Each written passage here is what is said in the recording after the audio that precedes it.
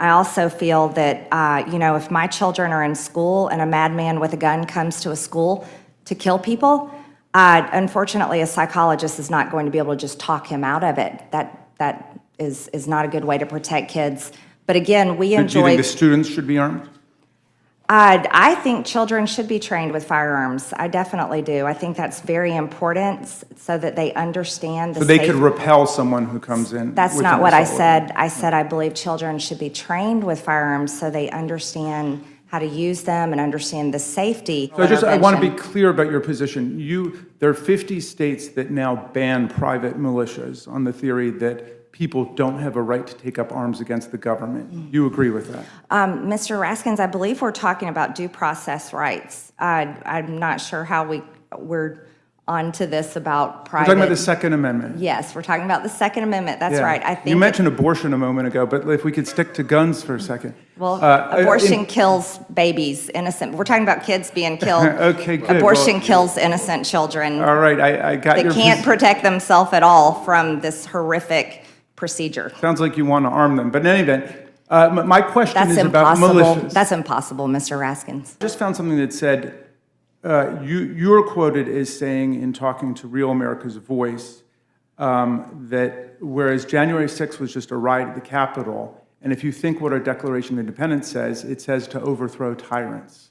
So do you think that the assault on the Capitol was a legitimate exercise of popular insurrection?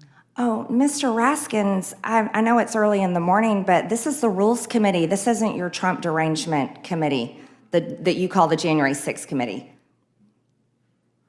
My last name doesn't have an S on it, Ms. Greene. Oh, I apologize. Okay. Mr. Raskin. Okay, you've been talking about the Second Amendment. You came here to talk to us about the Second Amendment, right? I'm here to talk about due process rights and protecting Americans' due process rights. Yes. All right, so I just want to be clear. You've been quoted at least as saying that the January 6th riot at the Capitol was in the spirit of the Declaration of Independence, which says you can overthrow tyrants. You've also testified that people have a right to carry guns, presumably wherever they want to go. So it seems to me that lots of people were armed on that day, but the logic of your argument is that everybody could have been armed and brought their weapons with them. And I'll take that as a conclusion. What evidence do you have that a lot of people were armed that day? Oh, Mr. Raskin, do you have that to introduce into the record? Just wait for it, but when it comes out, presumably you'll be supporting it, right? That they would have a right to have guns and knives with them, is that right?